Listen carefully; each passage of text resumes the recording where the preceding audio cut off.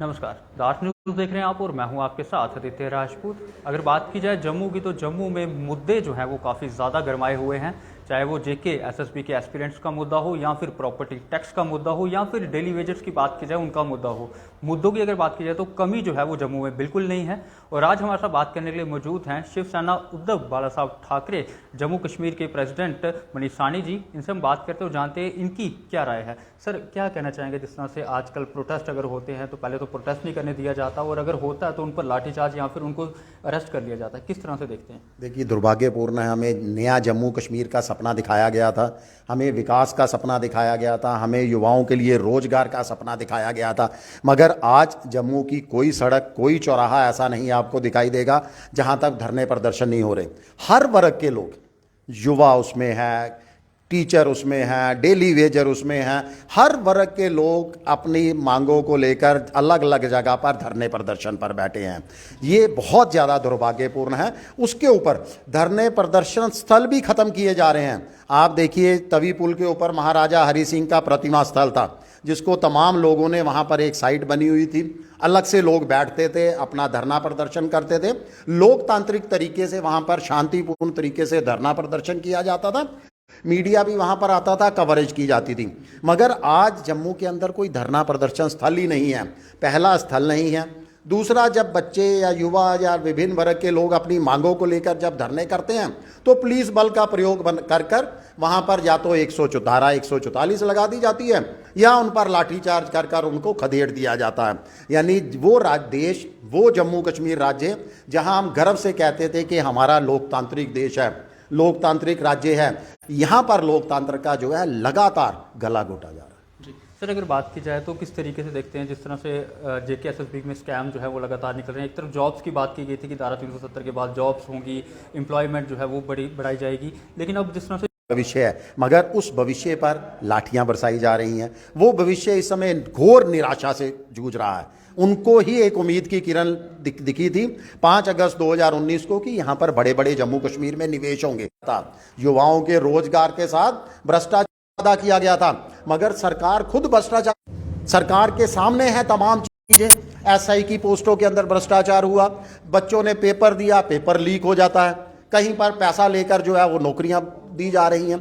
तो बच्चे इस समय बहुत ज़्यादा निराशा से जूझ रहे हैं, और उनकी निराशा सबसे ज़्यादा चिंताजनक है। लेकिन गवर्नर साहब का इस पर एक बयान जो है वो आया है कि पहले बैकडोर एंट्रीज जो है वो होती थी, पैसे देकर जो है वो लोग जॉब्स पा लेते थे, दुकानों पर जॉब्स जो है वो मिलती थी। लेकिन जब से मैं पदभार संभाला है जम्मू कश्मीर का, लेफ्टिनेंट गवर्नर का, तब से ये सब चीज़ें जो है वो नहीं हो रही। अगर उस स्कैम्स की बात की जाए तो उन पर भी कार्रवाई जो है वो की जा रही है। बिल्कुल सही कहते हैं। कम से कम पहले अगर 100 एंट्रियां सामने से होती थी, 10 बैकडोर होती थी, तो 110 लोगों को नौकरी मिलती थी। अब तो ना तो सामने से हो रही है, ना बैकडोर हो रही है। बैकडोर के साथ साथ सामने वाली भर्ती प्रक्रिया भी तो बंद हो गई।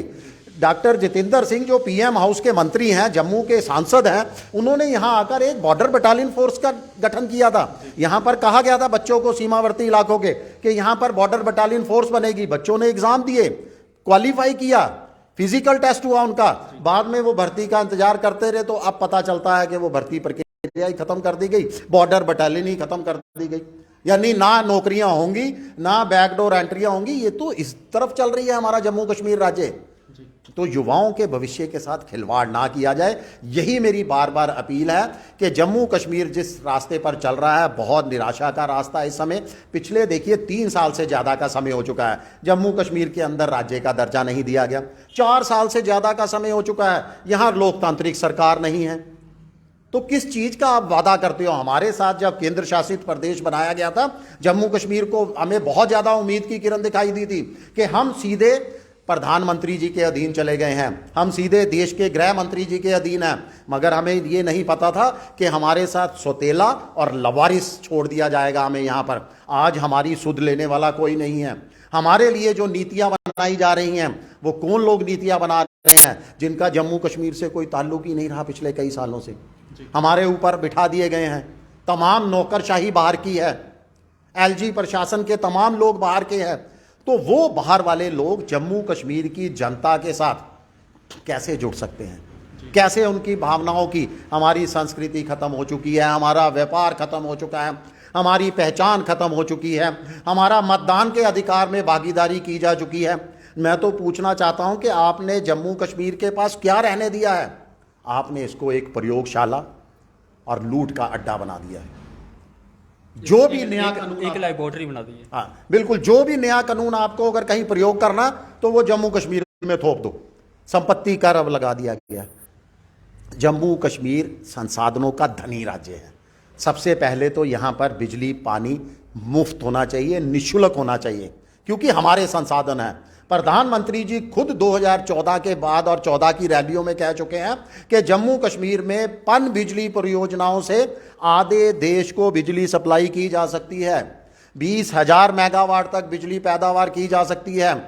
पानी हमारे पास इतना है जम्मू कश्मीर में कि हम बाहरी राज्य, अलग दूसरे राज्यों को पानी सप्लाई करते हैं, दूसरे देश तक को पानी हम यहां से भेजते हैं।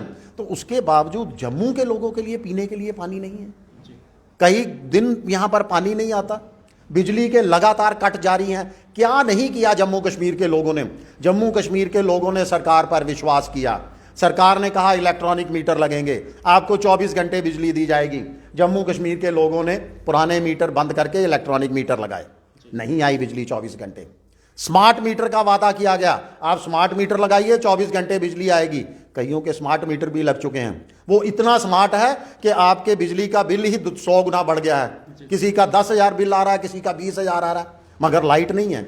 स्मार्ट जम्मू के नाम पर, स्मार्ट सिटी के नाम पर आप लोगों का पैसा पानी की तरह बहा रहे हो।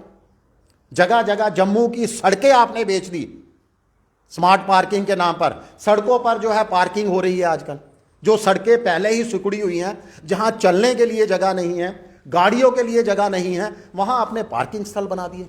कितना लूटोगे जम्मू कश्मीर को? सर आखिरी सवाल रहेगा आपसे कि जिस तरह से शनिवार को जो है जम्मू बंद की कॉल दी गई थी चैम्बर ऑफ कॉमर्स की तरफ से, तो प्रॉपर्टी टैक्स को लेकर तो सर आपकी क्या मतलब इस पर राय है कि प्रॉपर्टी टैक्स लगना चाहिए? अगर लगता है तो किस हिसाब से लगना चाहिए? क्योंकि अभी बताया ये जा रहा है कि 50 से 60 रुपये जो है वो साल के देने पड़ेंगे, लेकिन अगर टोल की बात की जाए, टोल में भी यही हुआ था कि 50-60 का टोल लगेगा, लेकिन अब बढ़ते बढ़ते जो है 240 के करीब पहुंच चुका है। तो क्या लगता है कि आने वाले वक्त में जिस तरह से अभी 60 से 70 बताया जा रहा है, आने वाले वक्त में 300, 400, 1000 हो जाएगा? देखिए किस बात का संपत्ति कर, पहले तो मैं ये पूछना चाहता हूँ आपसे, आपके व्यूवर से, सरकार से, प्रशासन से, एलजी प्रशासन से, किस चीज़ का आप संपत्ति कर लगा रहे हो जम्मू कश्मीर की जनता पर?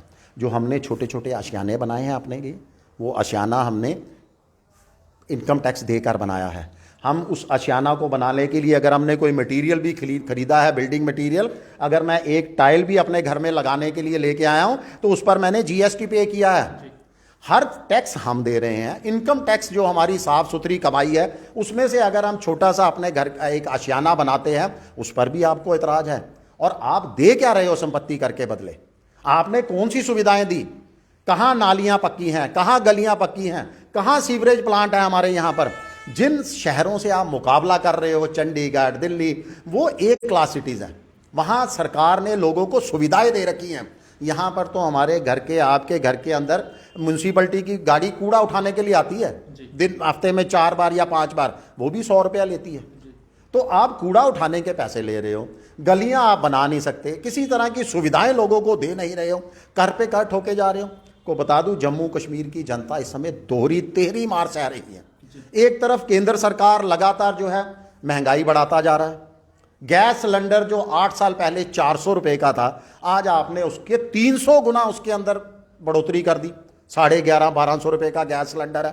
कोई खाद्य पदार्थ ऐसा नहीं है जिस पर महंगाई का हैंटर ना चला हो। तो उस पर जनता को राहत दो। जनता अभी कोरोना काल से पूरी तरह से उबर नहीं पाई है। जम्मू कश्मीर में महंगाई वैसे भी सर्वाधिक है, अन्य राज्यों के मुकाबले सरकार भी मानती है 17 से 19% ज़्यादा है। तो उस पर कर की मार तो ना दो, कर की मार तो ना लगाओ। देखिए जनता इस समय मजबूर है, कोई कमाई नहीं है जनता के पास। अपने परिवार को भरपेट, अपने बच्चों को 2 वक्त की रोटी खिलाना मुश्किल हो चुका है। जनता मजबूर होकर बिजली के बिल नहीं दे रही। आप रोजाना सुनते हो आज 200 लोगों के बिजली का कनेक्शन काट दिए गए, आज 50 लोगों के, आज 100 लोगों के। क्या करे, कहां से दे पैसा? तो जो जनता बिजली का बिल नहीं दे पा रही, अंधेरे में रहने के लिए मजबूर है, उस पर आप करों की मार कर रहे हो। एक और नया कर, संपत्ति कर लगा रहे हो।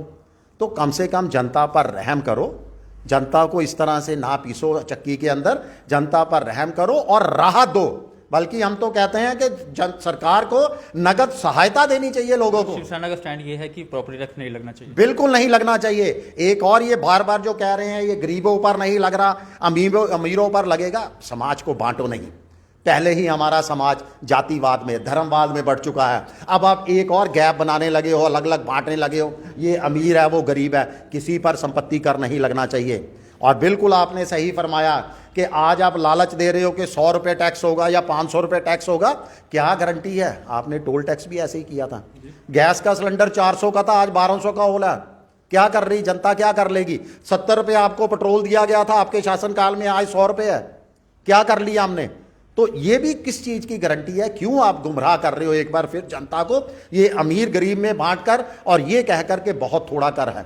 बहुत थोड़ा कर है तो सरकार छोड़ दे ना, फिर क्यों ले रहे हो जनता से? अगर थोड़ा ही कर रहा है तो रहने दो। जब जनता के पास सुविधाएं होंगी, जब जनता की कमाई अच्छी होगी, जनता दे देगी टैक्स। थोड़ा सब्र करो। और किस बात का टैक्स? सबसे बड़ी बात है, आप होते कौन है हमारे पास टैक्स लगाने वाले? जनता की सरकार नहीं है। आप बाहर से आए हो, हमारे ऊपर शासन कर रहे हो। आप उपराज्यपाल हो यहाँ के जम्मू कश्मीर के, आप कोई चुनी हुई सरकार नहीं हो। No tax without any representation. जब तक जनता की चुनी हुई सरकार नहीं होगी, असेंबली में जाकर तय होती हैं ये चीजें, बहस होती है वहां पर। आधे बहस करते हैं कि नहीं लगेगा, आधे लोग कहते हैं लगेगा, फिर जाके सहमति बनती है लगेगा या नहीं लगेगा। यानी जनता की आवाज असेंबली में गूंजती है, जनता के रिप्रेजेंटेटिव होते हैं असेंबली के अंदर। यहां तो डिक्टेटरशिप है, यहां तानाशाही है। बैठे बैठे आप घर में ऑर्डर पास करते हो, सुबह टैक्स क्या आ जाता है कि 1 अप्रैल से टैक्स लगना शुरू हो जाएगा। और कितना दुर्भाग्यपूर्ण है, असेंबली नहीं है मगर कारपोरेशन तो थी। जम्मू के मेयर तो थे, आपने तो किसी मेयर को कॉन्फिडेंस में नहीं लिया, कारपोरेशन को कॉन्फिडेंस में नहीं लिया। किस तरह का लोकतंत्र है? ये तो तानाशाही है। तो ये संपत्ति कर बिल्कुल नहीं लगना चाहिए। सरकार से भी मेरी बार बार अपील है। हम लगातार बंद का समर्थन कर चुके हैं, सांकेतिक भूख हड़ताल कर चुके हैं, ऑल पार्टी की मीटिंग के अंदर ये आवाज उठाई जा चुकी है तमाम विपक्षी पार्टियों की तरफ से। और मैं चाहता हूं कि बीजेपी भी हमारा साथ दे और लोगों के ऊपर जो है, लोगों को इंसाफ दिलाए, लोगों को राहत पहुंचाने में मदद करे।